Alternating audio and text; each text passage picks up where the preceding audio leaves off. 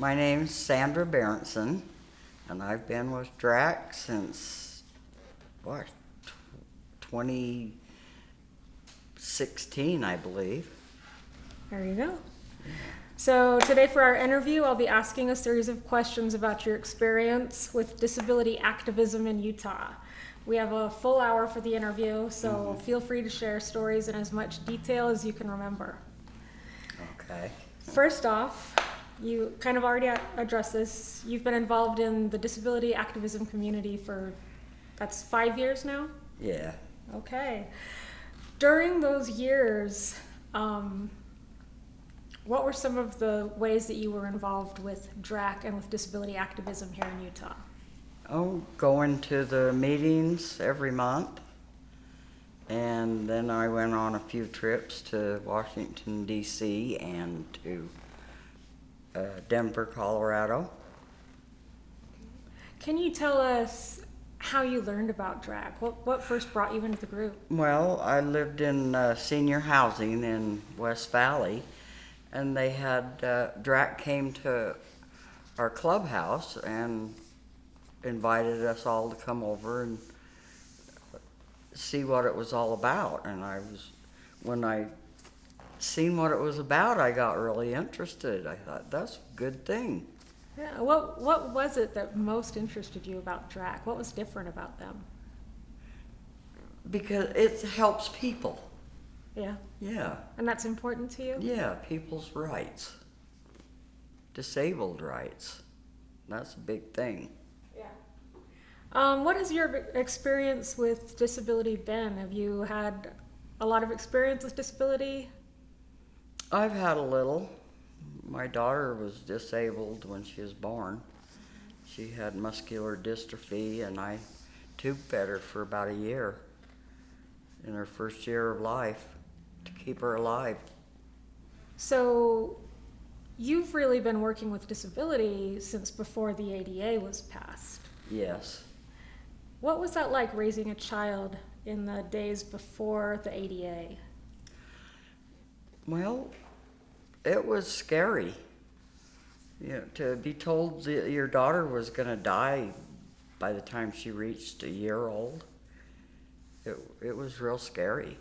She was in the hospital for a month after her 6-week checkup, and then they told me they had to tube feed her, so they told me, well, she can come home, but you've got to learn how to tube feed her. And I told them, well, show me how.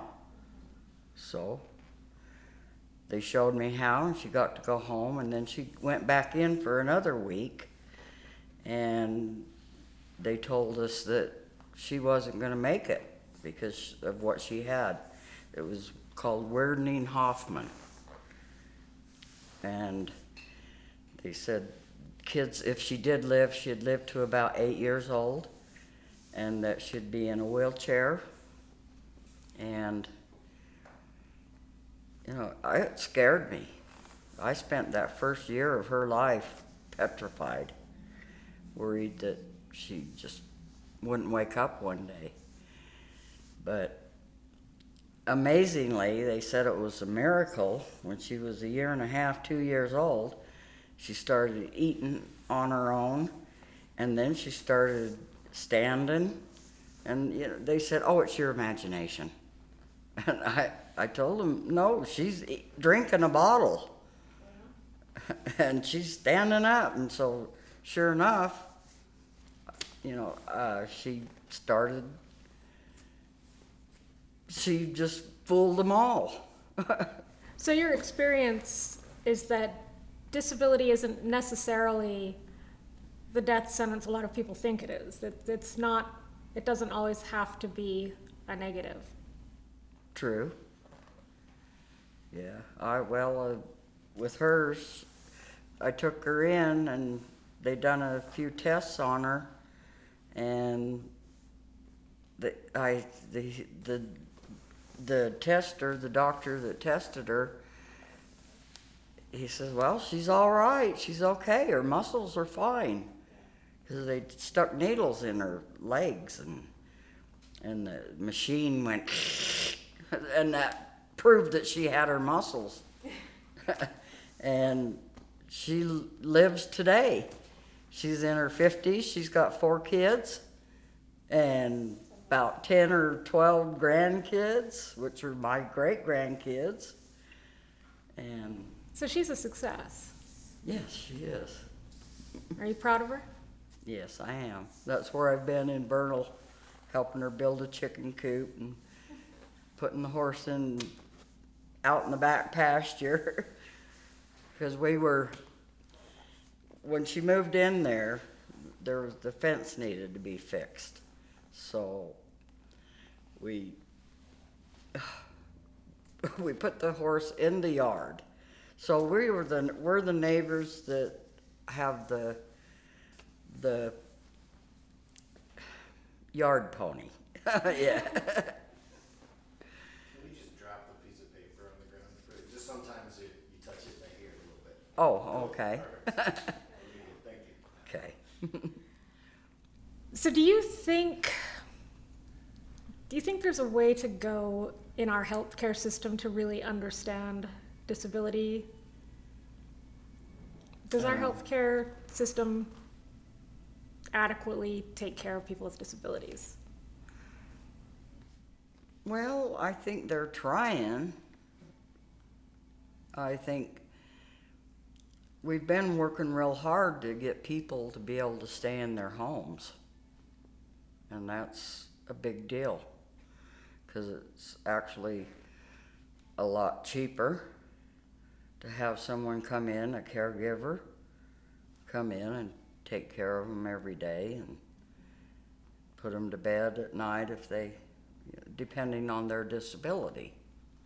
So that's one of the areas that DRAC really has been a major change for, right? Can you talk to me a little bit about what DRAC has done for community-based care and to help keep people in their homes?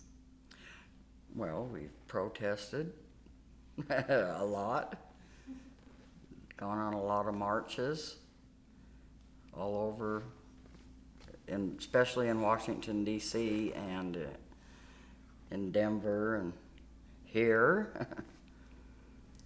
So being involved in those marches, I imagine that you have seen a much broader spectrum of disabilities, different types of disabilities, Oh, yes. different personalities, and you've seen life experiences from across the spectrum. Can you talk a little bit about how all of these different people come together to unite around this? Like, what brings them all together? What's the common thing they share?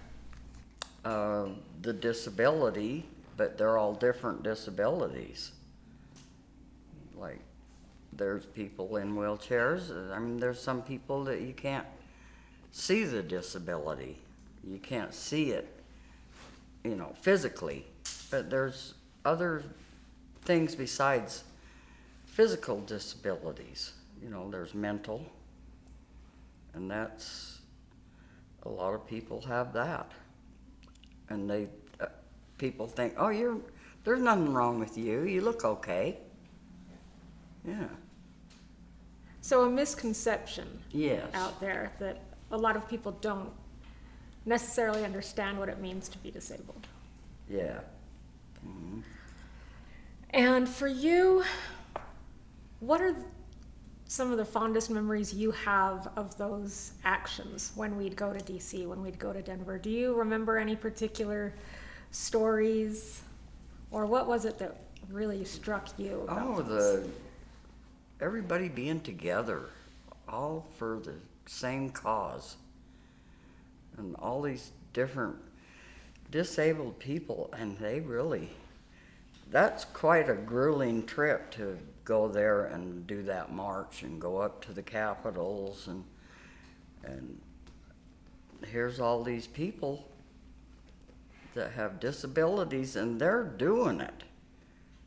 It's not somebody else doing it, they're doing it. And that gives me goosebumps to talk about it.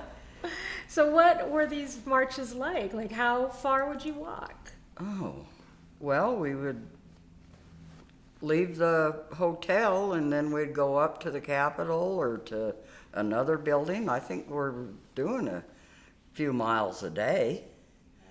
And well, the first one I went on, I walked, and it was hard. It was hard on me, and you know, my disabilities are like old age and arthritis, but not like some of the disabilities them folks had. They amazed me. They really did. So what time would you typically go out on these marches? Oh, we would go out about 9 o'clock in the morning. We'd be all lined up, and we'd be lined up for blocks. Yeah. And we'd go on up and do our march and show all our signs and have a megaphone and do the hollering and stuff like that. And Did you feel that you were heard in those marches? Do you think it made a difference? I think so. Yeah. Do you remember any particular victories or any troubles along the way? No, well, not really. Now the police done really good for us up there in D.C. Yeah. They blocked the traffic so we could cross, and they were pretty good. Okay. And then were you ever involved in any of the arrests? Yes, I did it once. Do you want to talk about that, or do you not want to talk about that? I finally went ahead and got arrested, but it was scary to me. Yeah. What was scary about it? Just being arrested. Yeah. So that march, I believe, was about the Disability Integration Act. Is that correct? I think so. Yeah. And that is an act that they're trying to get passed that will allow disabled people to remain in their homes Mm-hmm. and use Yes. Medicaid dollars for in-home care. Is that right? Yes. Why is that important to stay at home? You mentioned it a little earlier, but why? Why is it important for disabled people to be able to stay in their home as opposed to go to a nursing home? Because I think they get better care at home. They're more comfortable there, and family can keep a better eye on them too. I've been in nursing homes, and I really don't care for them. Again, I want to talk a little bit about your daughter. When she was first born, was there ever a feeling that she wasn't going to be able to come home or that she would need permanent care? Yes, I thought she was probably there to stay, especially when they finally told me what was wrong with her. But then they said I could take her home if I fed her, if I could tube feed her. Is there an advantage to being around family? Yes, To staying connected to them? yes, You think so? yeah.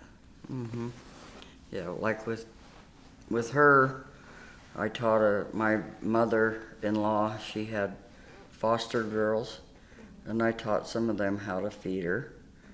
And then my own family, I taught some of them. That way I could get a break. Yeah. Most breaks we went fishing. But yeah, it was quite the time.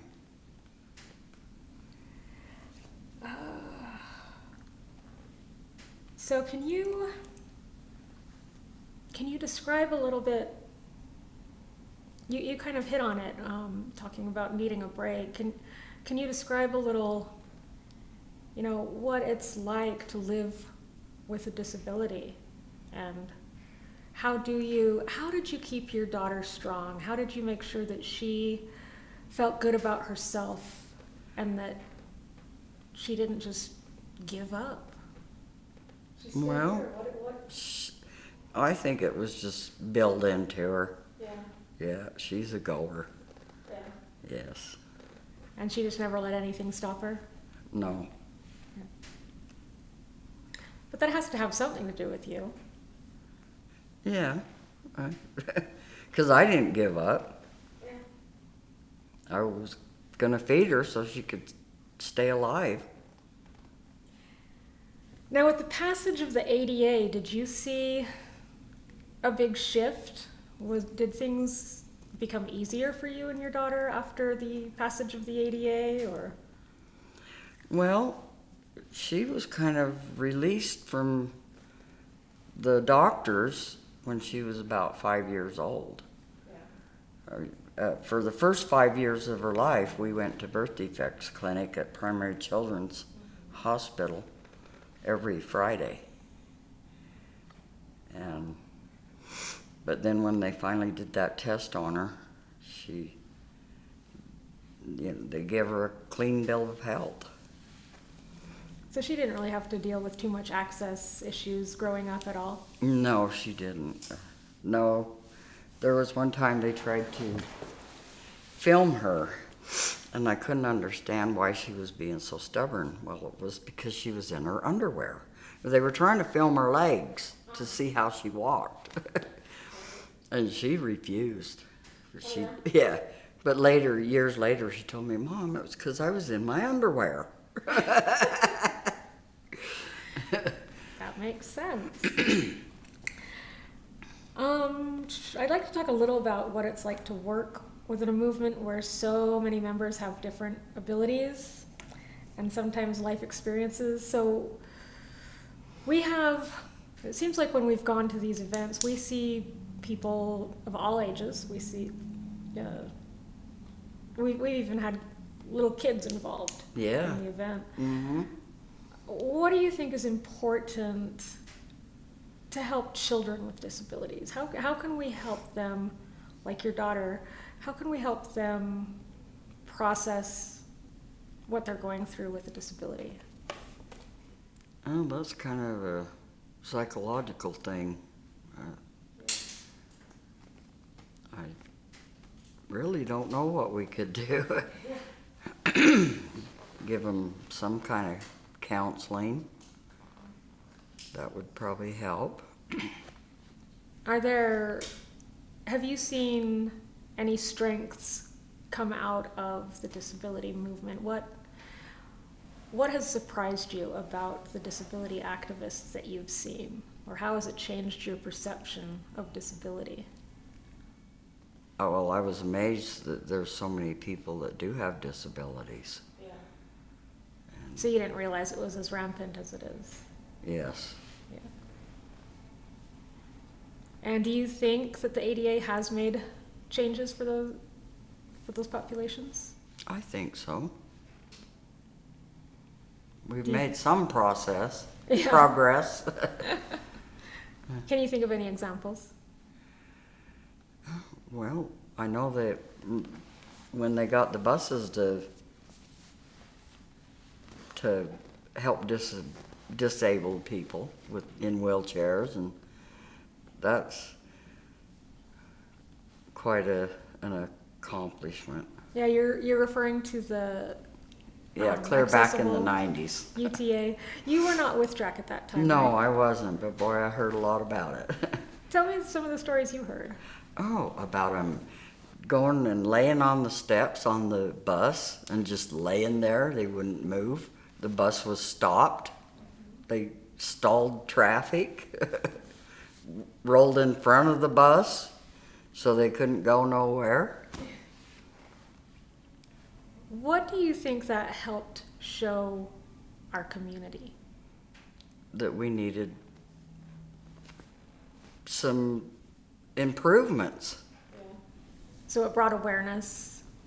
Pardon? It brought awareness of Yes. the fact that there were people unable to use that system. Yes. Do you feel that those protests were successful in changing the system? Yes, I think so. And do you use public transit yourself, or, Yeah, I have. and have you seen a change? Yes, I've got a scooter that I take on the bus sometimes, and I can get on, and they lock me in, and that's wonderful. So it's improved your independence? Yes. Excellent.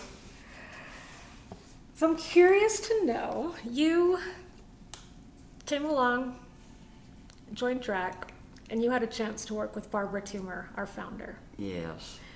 Do you have any fond memories of Barbara? Yes, she's the glue that held the place together. I was sad when she passed. What kind of leadership did she show? What kind of leader was she? Excellent leader. She knew what she was doing. Because it kind of fell apart after she passed. To me, it just seems like it did. Yeah. What do you mean by that? Well, we just didn't have the leadership that we were having. And then some things fell apart. People quit. Jerry, he quit. Was that hard to see? Yeah, because I thought he was one of our leaders too. A big leader like Barbara.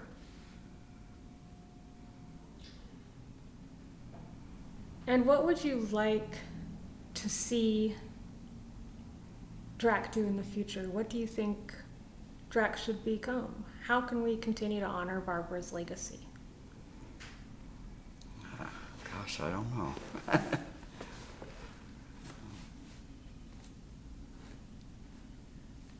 So most recently, DRAC has been involved in a lot of the COVID-19 relief. So this past year, DRAC co-sponsored a vaccine clinic with the Utah Parent Center and has been doing a lot to make sure that PPE gets into the hands of disabled folks. What do you think is important about that work? PPE. Oh, sorry, personal protective equipment.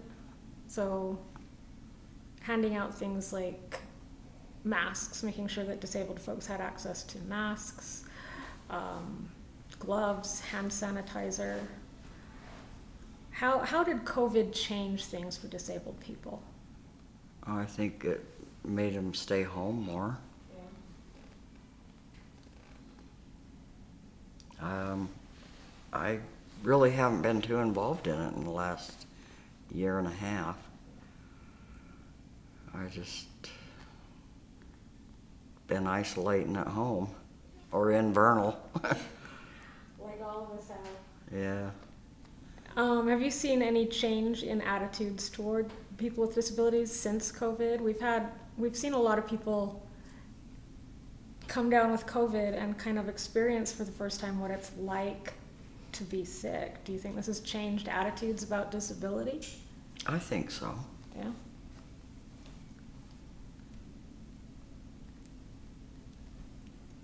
How do you think?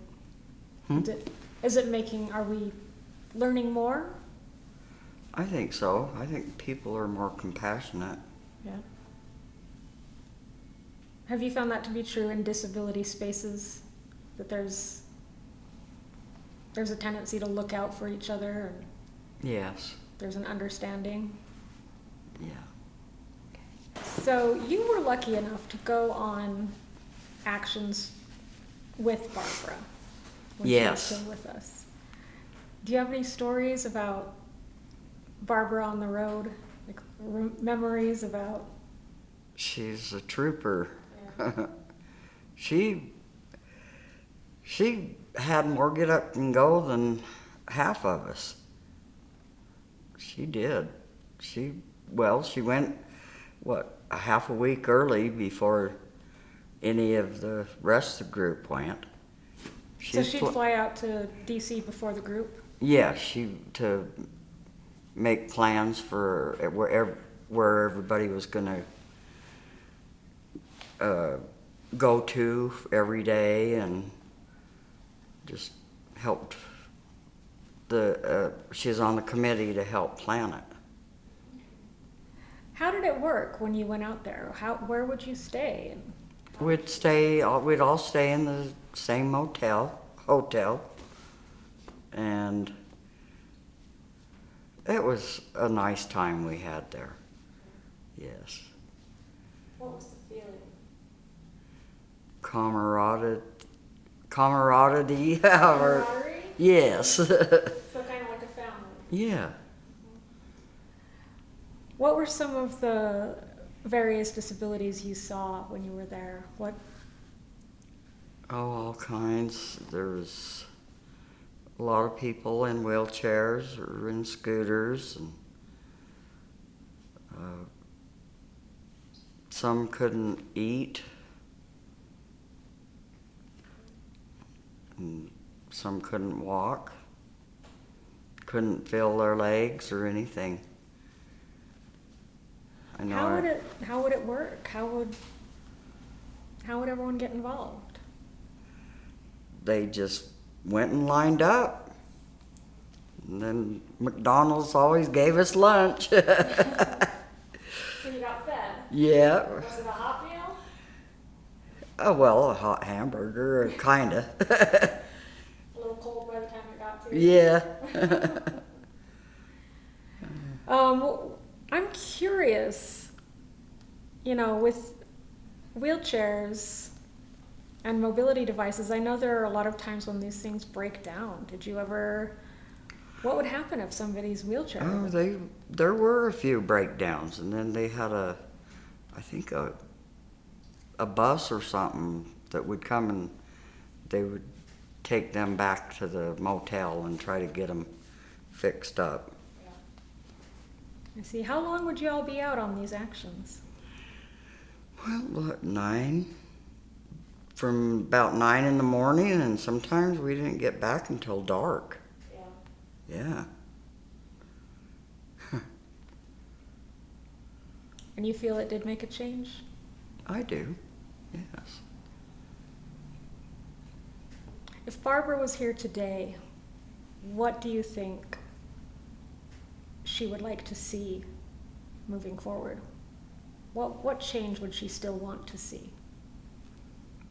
Where more people get to stay home in their homes. Yeah. That was important to her. Yes. And she stayed in her home, is that correct? Yes. She had her own place? Yeah. Did you ever visit her? Yes, I did. Yeah. So what kind of accessibility things did she have in her home? How did she adapt to be able to stay in her own home?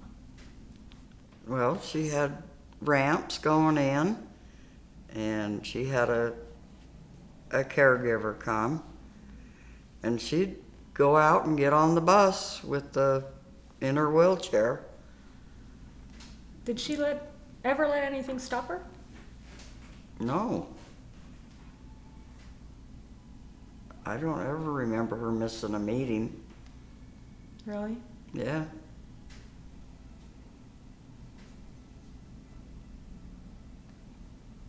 There you go. I'm just trying to think.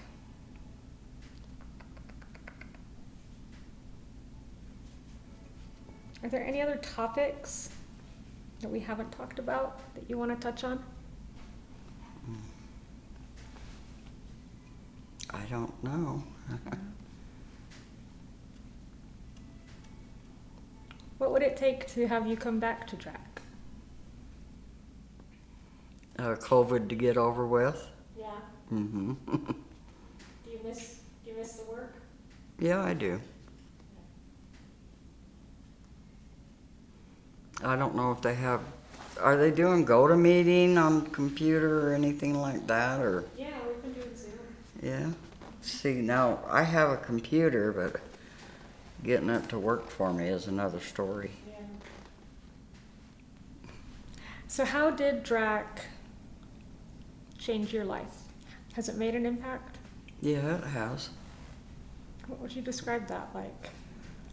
Oh, I have a lot more compassion for people in wheelchairs and stuff. You know, I remember people ignoring somebody in a wheelchair or something with a disability, and I just rather say hi to them and how are you doing, and stuff like that.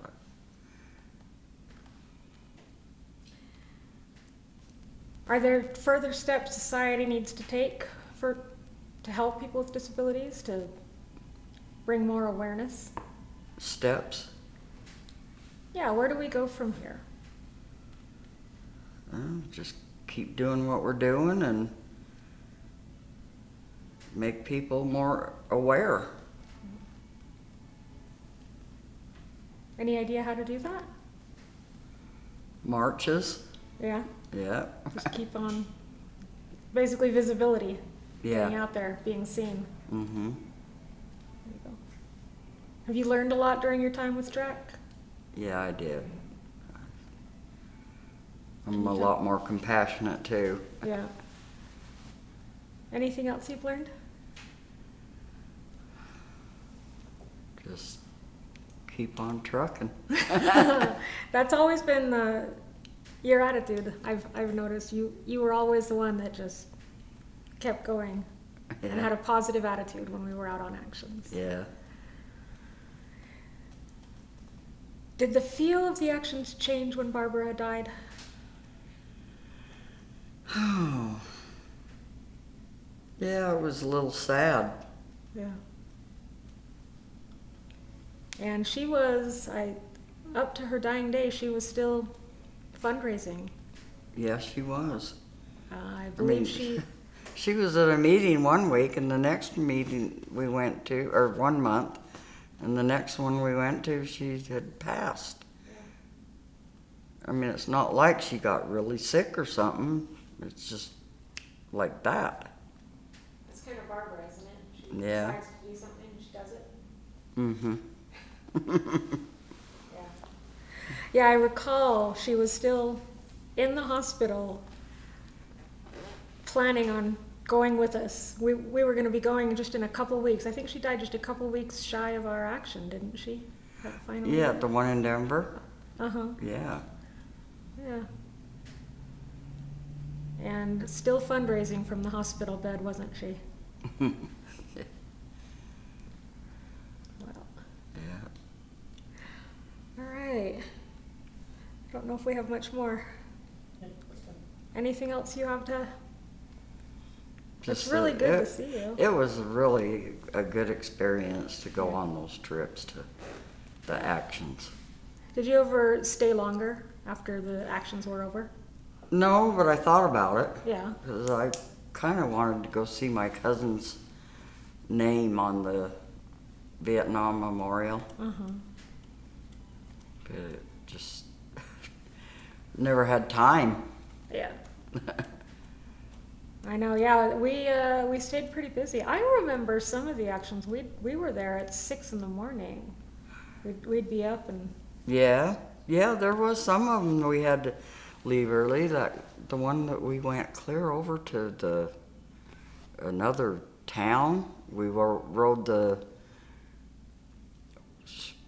subway or whatever it was, the train. Oh wow. Yeah, and then we got off the train and went and got on a bunch of buses and went to that, can't remember what it was called. It was some place where they make drugs or something, or. It was one of the pharmaceutical companies, right? Was that it? Yeah, and where we went up in the front, that's all the further we could go in. But we had megaphones and a lot of people. But I mean, it took us all day to get there and then get back. Yeah. What would happen if you stepped out of line in one of those rallies? Oh, well, we'd get in trouble. It was pretty well regimented, wasn't it? Yeah, it was.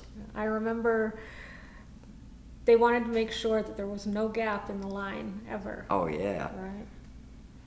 So people would try to cut in front of us, or cars would try to sneak by. Yeah. And if you wavered, if you kind of hesitated for a minute, you'd get snapped at by one of the color leaders. They'd say, Yeah. keep the line, hold the line. Yeah, close the gap. Yeah, close the gap. Then there was, when we did have breakdowns, I recall water around the rock. Do you remember that? Oh, yeah. If one of the chairs would break down, Mm-hmm. water around a rock. Or a big hole, Yeah. water around the rocks. Yeah, and then the line would divert around that Yeah. obstacle, and we'd just Yeah. keep on trucking. But yeah, it was a lot of fun, for sure. Yeah, it was. And I'm hoping we're going to continue those into the future, now that COVID's over. Yeah. That's what we're hoping for. Yeah, well, let's hope it's over. Yeah, well, I guess it's not My over. daughter, I cannot believe, all through all this, none of them got sick. Her husband, he works at Kennecott, and he tested positive, but not one person in the household got it. And then now, about a week or two ago, my daughter, 3 of her kids, and adult kids too. One's a teenager, and then, well, 2 are teenagers, and one's an adult. And then a little girl about 10, and then her brother-in-law, he got hospitalized. In fact, he's in the hospital now. And then she's got a girlfriend that she's in the hospital, and she's got a disabled boy that she's taking care of, and she is just, they finally had to put a tube down her to feed her. And that's so sad. He's about 13 years old, and she has one of those lifts in her house where she can roll him around, and she is just freaking out about him being, his disability, and she can't take care of him. Yeah. It's really sad. And then another friend of my daughter's, her 3 boys got it. It's like a big whirlwind all of a sudden, when it hasn't even touched any of us. I think not last New Year's, but the New Year's before, I swear I had to have had it, because I was in bed for 2 weeks. Yes, I was down in bed, and I'm not one that stays in bed. No, you're not. You're a go-getter.